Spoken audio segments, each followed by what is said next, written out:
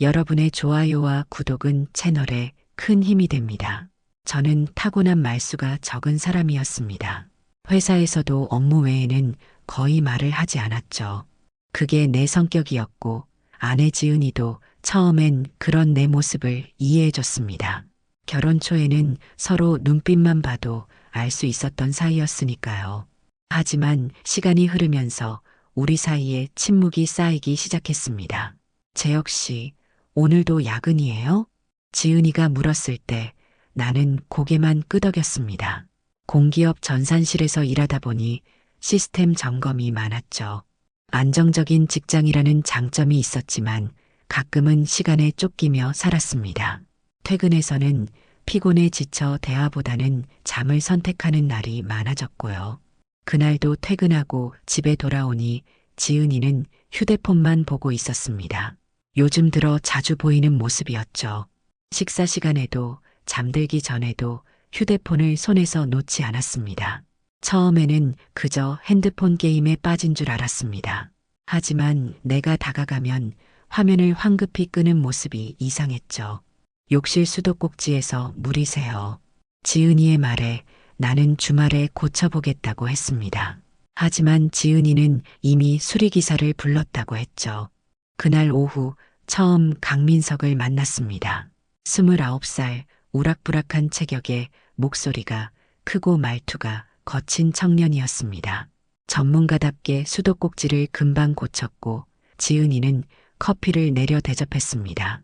사모님, 이거 직접 내린 거예요? 맛있네요.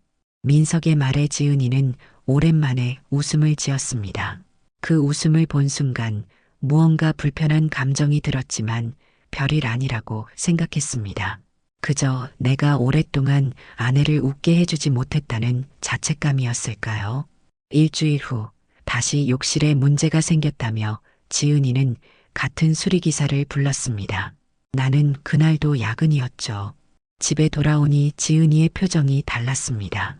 눈빛이 생기 있고 오랜만에 화장도 했더군요. 민석 씨가 고쳐줬어요. 역시 전문가는 다르네요. 그 말을 하는 지은이의 목소리에 설렘이 느껴졌습니다. 나는 무언가 이상함을 느꼈지만 말을 꺼내지 못했습니다. 아내와의 대화가 줄어든 지 오래였으니까요. 그저 텔레비전을 보다가 잠들었습니다. 그 후로 지은이는 자주 외출했습니다. 친구를 만난다거나 쇼핑을 간다는 핑계로요. 늦게 들어오는 날도 있었죠. 물어보면 교통체증이라고 했고 나는 그 말을 믿었습니다. 아니, 믿고 싶었는지도 모릅니다. 하지만 익숙한 일상 속에서 느껴지는 낯선 감각이 점점 커져갔습니다. 지은이가 휴대폰을 손에서 놓지 않고 문자가 오면 표정이 밝아지는 모습이 자꾸 눈에 밟혔습니다. 재혁 씨, 이번 주말에도 집에 있을 거예요? 지은이의 물음에 나는 고개를 끄덕였습니다. 그럼 저는 동창회에 다녀올게요. 그 말을 남기고 지은이는 현관문을 나섰습니다. 창문 너머로 보니 택시를 타는 듯 했습니다. 나는 왠지 모를 불안감에 그날 밤 잠을 설쳤습니다. 아내와 나 사이에 점점 커지는 균열을 어떻게 메워야 할지 몰랐습니다. 내가 더 노력했어야 했을까요?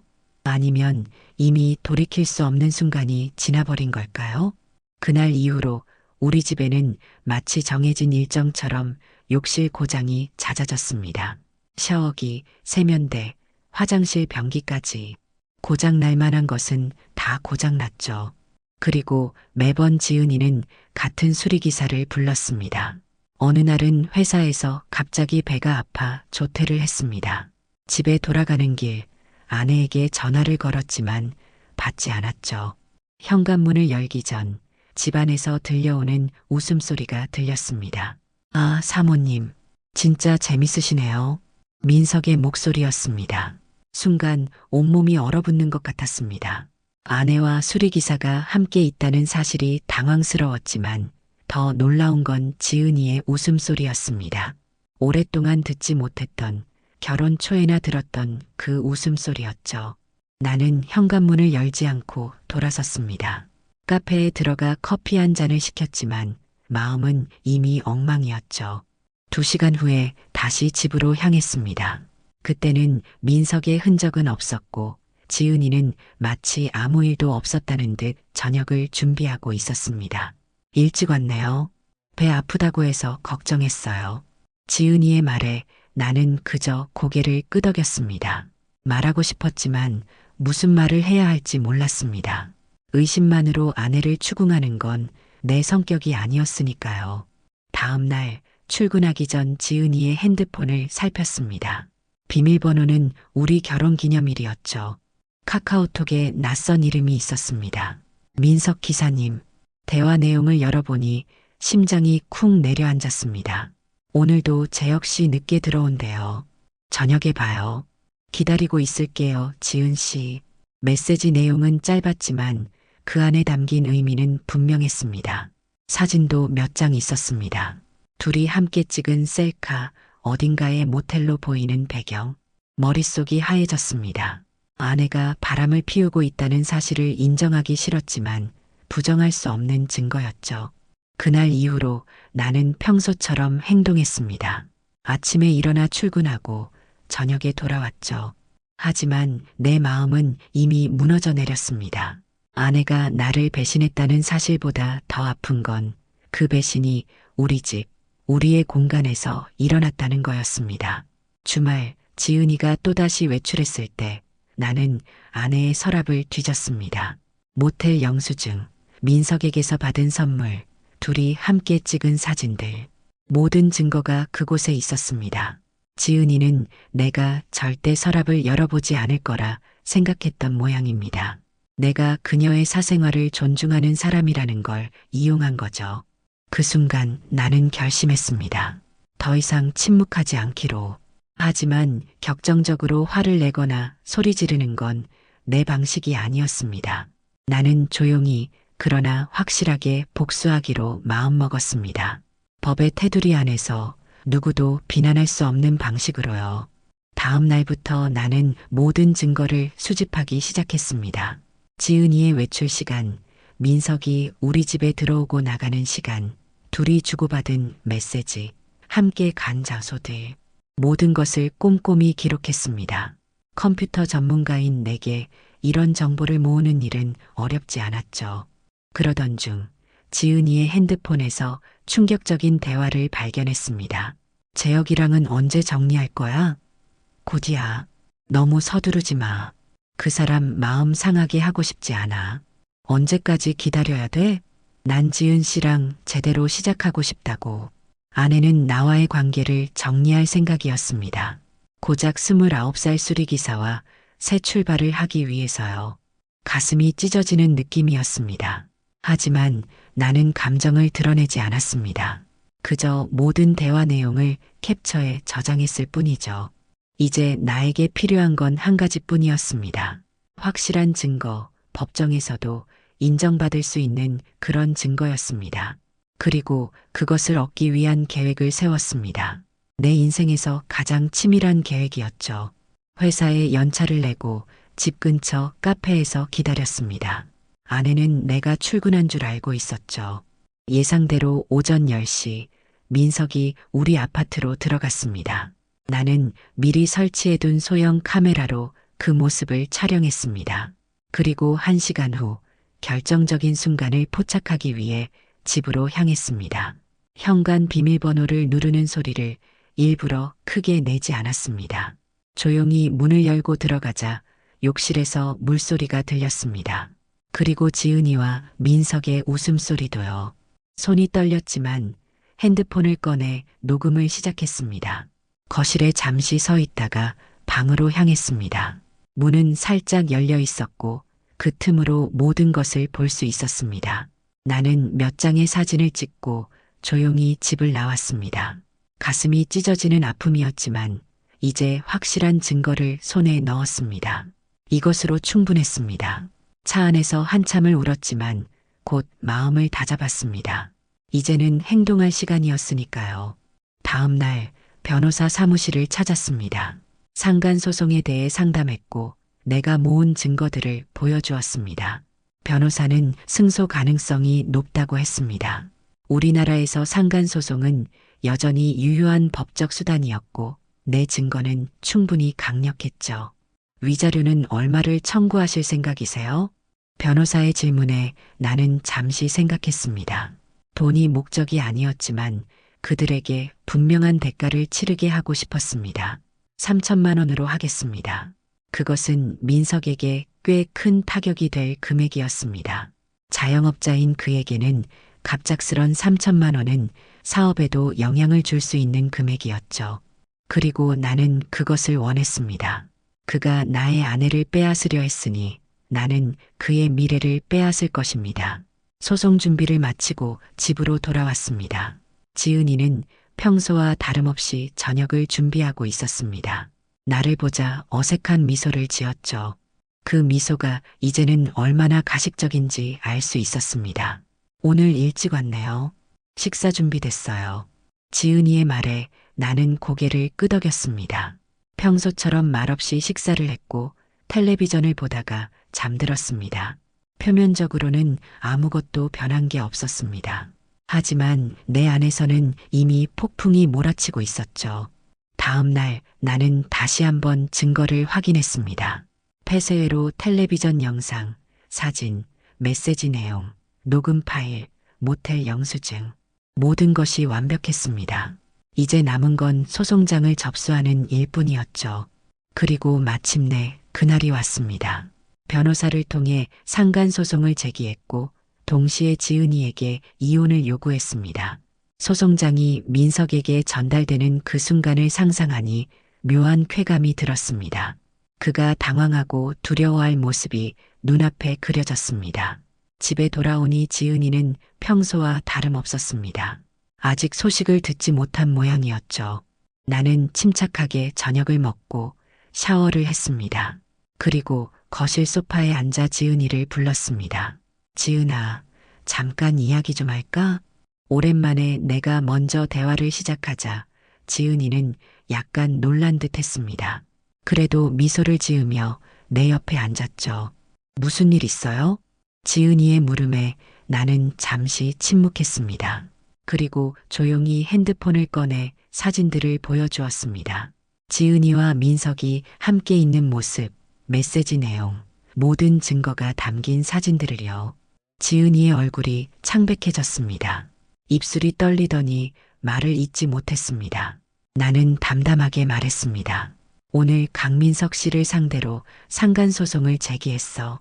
위자료는 3천만 원으로 청구했고 지은이의 눈에 놀라움과 공포가 교차했습니다. 그제야 상황의 심각성을 깨달은 모양이었죠. 제 역시 이게 무슨... 지은이는 말을 잇지 못했습니다. 그녀의 얼굴에서 혈색이 완전히 사라졌죠. 내가 모든 것을 알고 있다는 사실이 큰 충격이었을 겁니다. 나는 담담하게 말을 이어갔습니다. 모든 증거가 있어. 너희가 만난 날짜, 장소, 주고받은 메시지들, 심지어 말을 멈추고 눈을 마주쳤습니다. 지은이의 눈에는 눈물이 고여 있었습니다. 하지만 그 눈물이 진심인지 또 다른 연기인지 이제는 알 수 없었습니다. 미안해요. 제 역시 정말 미안해요. 제가 잘못했어요. 지은이가 흐느끼며 내 손을 잡으려 했지만 나는 슬쩍 피했습니다. 이미 모든 감정이 얼어붙은 상태였으니까요. 미안하다는 말로 해결될 일이 아니야. 나는 이혼하고 싶어. 그 말에 지은이의 눈이 커졌습니다. 아마 내가 모든 걸 용서하고 다시 시작하자고 할 거라 기대했던 모양입니다. 하지만 나는 이미 결심을 굳혔습니다. 배신은 용서할 수 있지만 신뢰는 회복할 수 없으니까요. 제 역시 제발 다시 시작해요. 제가 정말 잘못했어요. 그 사람 이제 안 만날게요. 지은이의 애원에도 내 마음은 흔들리지 않았습니다. 오히려 더 확고해졌죠. 그녀가 진심으로 나를 사랑했다면 처음부터 이런 일은 없었을 테니까요. 협의 이혼을 원해. 조건은 간단해. 위자료는 청구하지 않을게. 대신 재산 분할도 없어. 각자 가져온 것만 가져가는 거야. 냉정한 목소리로 말했습니다. 지은이는 잠시 침묵하더니 이내 고개를 끄덕였습니다. 선택의 여지가 없었을 테니까요. 모든 증거가 나에게 있었고 만약 법정으로 간다면 그녀에게 유리할 게 하나도 없었습니다. 알았어요. 재혁 씨가 원하는 대로 할게요. 지은이의 목소리는 작고 떨렸습니다. 순간 마음이 약해질 뻔했지만 함께 찍은 사진들, 주고받은 메시지들을 떠올리며 마음을 다잡았습니다. 내일 아침에 필요한 서류를 준비해 둘게. 변호사 사무실에 가서 사인하면 돼. 그 말을 끝으로 나는 방으로 들어갔습니다. 그날 밤 소파에서 자겠다는 지은이를 말리지 않았습니다. 문을 닫고 침대에 누웠지만 잠은 오지 않았습니다. 7년의 결혼 생활이 이렇게 허무하게 끝나다니 가슴이 아팠지만 동시에 이상하게 후련했습니다. 더 이상 속고 있지 않다는 사실이 그나마 위안이 되었습니다. 다음 날 아침 지은이는 이미 짐을 싸고 있었습니다. 내가 준비한 이혼 서류를 보더니 묵묵히 사인했습니다. 마지막으로 나를 바라보는 그녀의 눈에는 후회와 슬픔이 가득했습니다. 정말 미안해요, 재혁 씨. 당신은 정말 좋은 사람이에요. 그 말이 지은이가 내게 한 마지막 인사였습니다. 문을 닫고 나가는 그녀의 뒷모습을 바라보며 나는 무언가가 끝났다는 것을 실감했습니다. 우리의 결혼, 그리고 내 삶의 한 챕터가 막을 내린 것이죠. 하지만 이것은 끝이 아니었습니다.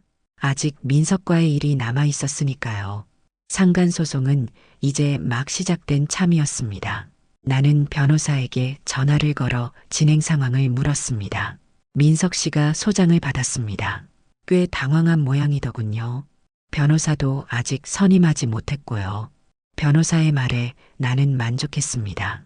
민석에게 이 소송이 큰 부담이 될 것이라는 게 느껴졌으니까요. 가벼운 마음으로 회사로 향했습니다. 이제 일상으로 돌아갈 시간이었습니다. 회사에서는 아무도 내 사정을 모르는 듯 했습니다. 그저 평소와 같이 일했고 별다른 내색을 하지 않았습니다. 그렇게 며칠이 지났습니다. 그러던 어느 날 민석에게서 전화가 왔습니다. 이재혁 씨, 우리 좀 만나서 이야기해요. 떨리는 목소리였습니다. 나는 잠시 생각하다가 동의했습니다. 어차피 법정에서 만날 일이니 미리 만나보는 것도 나쁘지 않겠다 싶었죠. 저녁 회사 근처 조용한 카페에서 민석을 만났습니다. 언제나 자신만만하던 그의 모습은 온데간데 없고 초췌한 얼굴로 앉아 있었습니다. 이재혁 씨, 제발 소송을 취하해 주세요. 저 그 돈을 마련할 수 없어요. 민석의 목소리는 절박했습니다. 두 눈에는 공포가 서려 있었죠. 상간소송이 그에게 미칠 영향을 이제야 제대로 깨달은 모양이었습니다. 나는 그저 커피잔을 들어 한 모금 마시며 말없이 그를 바라보았습니다. 제 사업이 망할 거예요. 위자료 3천만 원은 너무 큰 돈이에요. 대출도 이미 있고, 제발이요. 민석의 애원을 들으며 마음속에서 묘한 감정이 일었습니다. 분노, 복수심, 아니면 연민? 모르겠습니다.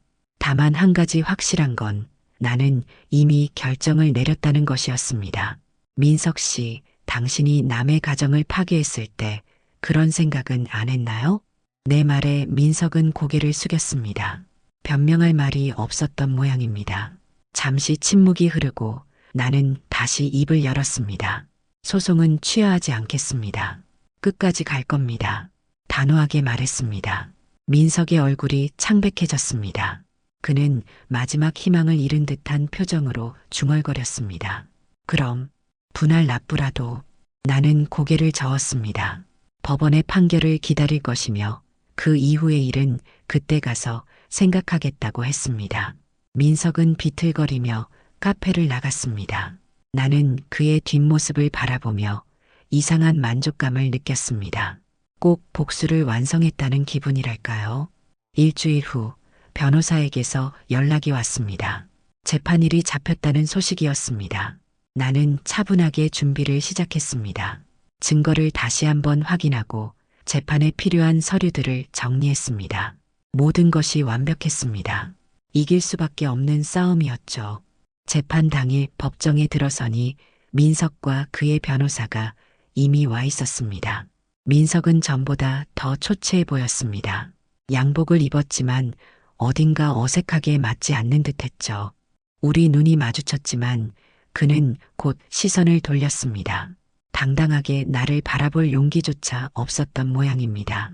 재판은 예상대로 진행되었습니다. 내 변호사가 준비한 증거들이 하나씩 제시되었고 민석 측은 별다른 반박을 하지 못했습니다. 증거가 너무 명백했으니까요. 지은이는 법정에 나오지 않았습니다. 아마도 면목이 없었을 테지요. 피고는 원고의 아내와 불륜 관계를 맺어 원고에게 정신적 고통을 주었음이 명백합니다. 이에 법원은 피고에게 위자료 3천만 원을 원고에게 지불할 것을 명령합니다. 판사의 선고가 떨어졌습니다. 승소였습니다. 민석의 얼굴이 하얗게 변했습니다. 그의 변호사가 뭔가 귓속말을 하는 모습이 보였지만 민석은 멍한 표정으로 앉아 있었습니다. 나는 담담히 법정을 나왔습니다. 이겼다는 기쁨보다는 이제 모든 게 끝났다는 안도감이 밀려왔습니다. 일주일 후 민석은 항소를 포기했다는 소식을 들었습니다. 이길 가능성이 없다는 걸 알았기 때문이겠죠. 판결 이후 3천만 원은 아직 받지 못했지만 그것은 중요하지 않았습니다. 중요한 건 법적으로 내가 정당함을 인정받았다는 사실이었으니까요. 생각지도 못했던 일이 일어난 건 그로부터 약 한 달 후였습니다. 회사에서 퇴근하던 중 지인에게서 전화가 왔습니다. 재혁아, 혹시 그 강민석이라는 사람 소식 들었어? 궁금해서 물었더니 민석이 운영하던 설비 유지보수 업체가 파산 위기에 처했다는 소식이었습니다. 위자료 3천만 원의 압류 절차가 시작되었고 그뿐만 아니라 지역 맘카페와 인터넷 커뮤니티에 그의 불륜 소문이 퍼지면서 계약처들이 줄줄이 계약을 해지했다는 거였습니다. 불륜남이라는 소문이 퍼지니까 설비 수리를 맡길 사람이 없대. 다들 젊은 아내 혼자 있는 집에 부르기 꺼려한다나. 지인의 말이 귓가에 맴돌았습니다. 내가 의도한 것은 아니었지만 소문은 빠르게 퍼진 모양이었습니다. 법원 기록은 공개되니까요. 누군가 민석의 이름을 검색했고 그 결과가 커뮤니티에 공유된 거겠죠. 그날 밤 이상하게도 잠이 잘 오지 않았습니다.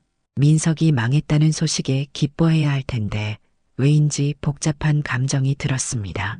복수는 성공했지만 그것이 과연 내게 진정한 치유를 가져다 주었을까요?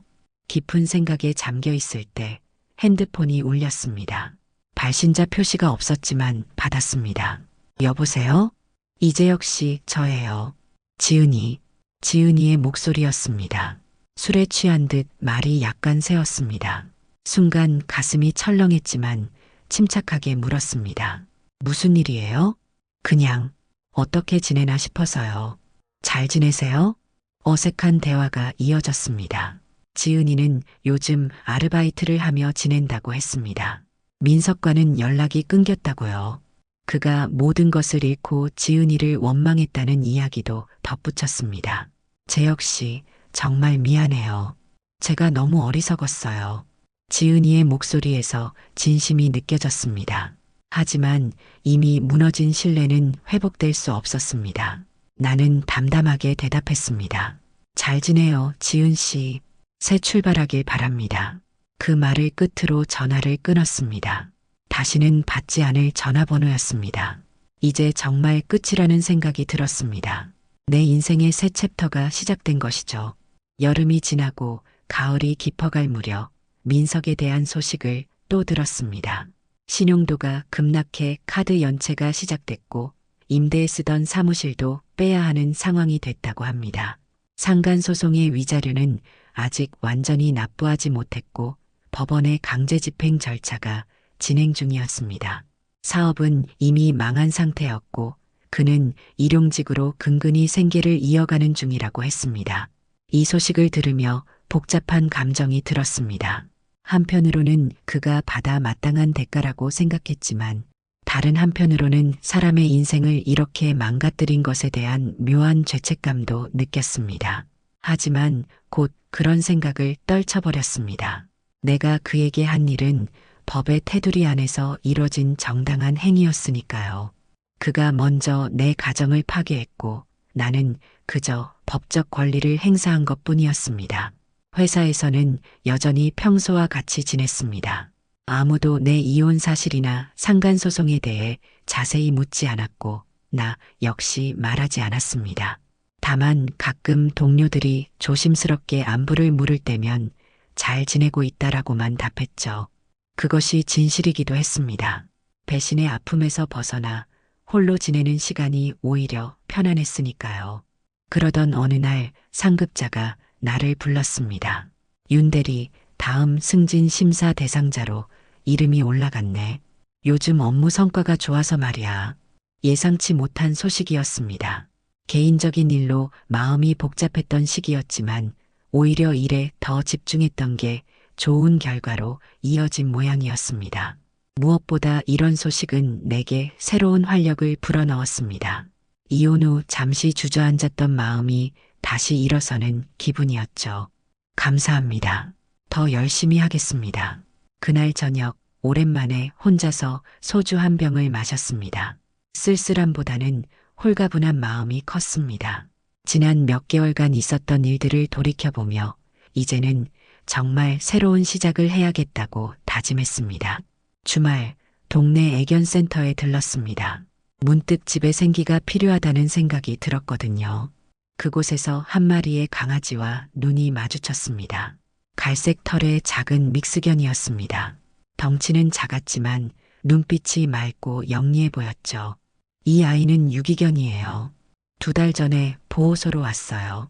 직원의 말에 나는 그 강아지를 자세히 살펴봤습니다. 상처받은 과거가 있지만 여전히 사람에게 다가가려는 용기를 가진 모습이 어딘가 나와 닮았다는 생각이 들었습니다. 데려가겠습니다. 그렇게 해서 해피라는 이름의 새로운 가족이 생겼습니다. 해피는 처음에는 낯설어했지만 곧 집에 적응했고 매일 아침 나를 반갑게 맞아주었습니다. 퇴근 후 해피와 함께하는 산책은 하루의 피로를 푸는 소중한 시간이 되었죠. 어느 날 산책 중에 우연히 지은이를 마주쳤습니다. 동네 식당 앞에 구인 공고를 보고 있었습니다. 여전히 예쁜 얼굴이었지만 어딘가 지쳐 보였습니다. 눈이 마주치자 지은이는 잠시 망설이다가 나에게 다가왔습니다. 재혁 씨, 오랜만이에요. 어색한 인사가 오갔습니다. 지은이는 요즘 식당 아르바이트를 구하고 있다고 했습니다. 민석과는 완전히 연이 끊겼다고요. 그가 모든 것을 잃고 지은이를 원망했다는 이야기도 덧붙였습니다. 재혁 씨는 잘 지내시는 것 같네요. 강아지도 생기고. 지은이의 말에 나는 고개를 끄덕였습니다. 해피를 쓰다듬으며 가볍게 대답했습니다. 네, 덕분에 잘 지내고 있습니다. 더 이상 할 말이 없었습니다. 과거로 돌아갈 수도 그녀를 용서할 수도 없었으니까요. 간단히 인사를 나누고 헤어졌습니다. 해피와 함께 집으로 돌아오는 길, 이상하게도 마음이 가벼워졌습니다. 지은이를 봐도 더 이상 아프지 않았으니까요. 그저 과거의 한 사람일 뿐이었습니다. 겨울이 찾아오고 첫눈이 내리던 날 회사에서 승진 발표가 있었습니다. 예상대로 내 이름이 승진자 명단에 올라 있었습니다. 동료들의 축하를 받으며 묘한 감정이 밀려왔습니다. 인생의 한 부분은 무너졌지만 다른 부분은 더욱 견고해지고 있었으니까요. 승진 축하 자리에서 선배 한 명이 조심스럽게 물었습니다. 윤대리, 아니, 이제 윤 과장이구나. 요즘 소개팅 같은 건 어때? 내 처제가 괜찮은 여자애를 알고 있는데. 나는 가볍게 웃으며 고개를 저었습니다. 아직은 때가 아니라고 생각했습니다. 상처가 아물려면 시간이 더 필요했습니다. 아직은 혼자가 편해요. 나중에 기회가 되면 그때 부탁드릴게요. 그렇게 말하고 집으로 돌아오는 길, 문득 민석과 지은이가 어떻게 지내고 있을지 궁금해졌습니다. 내 인생은 나름대로 새로운 방향으로 흘러가고 있었지만 그들의 인생은 어떻게 되었을까요? 그러다 곧 그런 생각을 떨쳐버렸습니다. 더 이상 그들은 내 삶의 일부가 아니었으니까요. 집에 돌아오니 해피가 반갑게 맞아주었습니다. 이제는 혼자가 아니라는 생각이 들었습니다. 작은 생명체가 나를 기다리고 있다는 사실만으로도 마음이 따뜻해졌죠. 그날 밤 오랜만에 옛 사진첩을 꺼내 보았습니다. 지은이와의 결혼식 사진, 신혼여행 사진, 행복했던 순간들이 담긴 사진들이었습니다. 이상하게도 더 이상 아프지 않았습니다. 그저 지나간 시간의 기록처럼 느껴졌죠. 그 사진들을 정리해 상자에 넣고 옷장 맨 위에 올려두었습니다. 이제는 정말 과거가 된 것입니다. 다음 날 아침 눈이 그치고 맑은 하늘이 드러났습니다. 주말이라 여유롭게 해피와 함께 아침 산책을 나갔습니다. 하얀 눈이 쌓인 공원은 마치 다른 세계 같았습니다. 해피는 눈밭을 뛰어다니며 즐거워했고 나 역시 오랜만에 마음이 가벼워졌습니다. 산책을 마치고 집으로 돌아오는 길, 우연히 신문 가판대에서 눈에 띄는 기사를 발견했습니다. 지역 신문이었는데 한쪽 구석에 작게 실린 기사였습니다. 설비업체 운영하던 30대 남성, 사기 혐의로 구속. 자세히 보니 민석의 이야기였습니다. 사업이 망하자 마지막 발버둥으로 투자금을 모집해 잠적했다가 경찰에 붙잡혔다는 내용이었습니다. 순간 복잡한 감정이 밀려왔습니다. 내가 의도한 결과는 아니었지만 그가 선택한 길의 끝은 결국 범죄였습니다. 그의 인생이 이렇게 나락으로 떨어질 줄은 몰랐습니다. 집에 돌아와 창문 밖을 바라보며 생각에 잠겼습니다. 민석의 일은 내 탓이 아니라고 스스로를 위로했습니다. 그는 자신의 선택에 책임을 져야 했고 내가 한 일은 그저 법적 권리를 행사한 것뿐이었으니까요. 하지만 그래도 마음 한편에는 묘한 감정이 남아 있었습니다. 그날 오후 해피와 함께 동네를 산책하다가 또다시 지은이를 마주쳤습니다. 이번에는 편의점 앞이었습니다. 아르바이트 유니폼을 입고 있었죠. 나를 보자 잠시 놀란 듯 했지만 이내 작게 고개를 숙여 인사했습니다. 제 역시 승진했다고 들었어요. 축하해요. 어디서 들었는지 모르겠지만 지은이는 내 소식을 알고 있었습니다. 나는 가볍게 고개를 끄덕였습니다. 고마워요. 지은 씨는 어떻게 지내요? 그냥 그렇게요. 여기서 알바하면서 지내고 있어요. 다시 시작하는 중이랄까. 지은이의 목소리에서 체념이 느껴졌습니다. 한때는 꿈과 열정이 가득했던 그녀가 이제는 그저 하루하루를 버티며 살아가는 모습이었습니다. 어쩌면 그것이 그녀가 선택한 길의 결과일 테고 내가 연민을 느낄 필요는 없을 테지만 그래도 마음 한켠이 아팠습니다. 한 해가 저물어가고 있었습니다. 크리스마스 즈음 회사에서 연말 파티가 있었습니다. 모두가 한 해를 마무리하며 즐거운 시간을 보내고 있었습니다. 나 역시 동료들과 대화를 나누며 웃고 있었지만 마음 한켠에는 묘한 감상이 있었습니다. 1년 전 이맘때는 지은이와 함께 크리스마스 계획을 세우고 있었으니까요. 파티가 끝나고 집으로 돌아오는 길, 눈이 내리기 시작했습니다. 하얀 눈송이들이 거리를 덮으며 세상을 새하얗게 만들었습니다. 마치 과거의 상처를 지우고 새로운 시작을 알리는 듯 했죠. 해피가 반갑게 맞아주는 집으로 돌아와 창가에 앉아 눈 내리는 풍경을 바라보았습니다. 그때 핸드폰이 울렸습니다. 변호사였습니다. 윤 대리님, 민석 씨 건 마무리됐습니다. 집행 절차가 끝났고 위자료도 전액받았습니다. 변호사의 말에 나는 잠시 생각에 잠겼습니다. 민석은 구속된 상태였고 그의 재산은 이미 압류되어 강제 집행된 상태였습니다. 결국 내가 청구한 위자료는 모두 받게 된 셈이었지만 그것이 내게 어떤 의미가 있는지는 잘 모르겠습니다. 돈이 목적이 아니었으니까요. 감사합니다. 입금된 돈은 기부하겠습니다. 변호사가 놀란 듯 잠시 침묵했다가 말했습니다. 그렇게 하시겠어요? 쉽게 얻은 돈이 아닌데.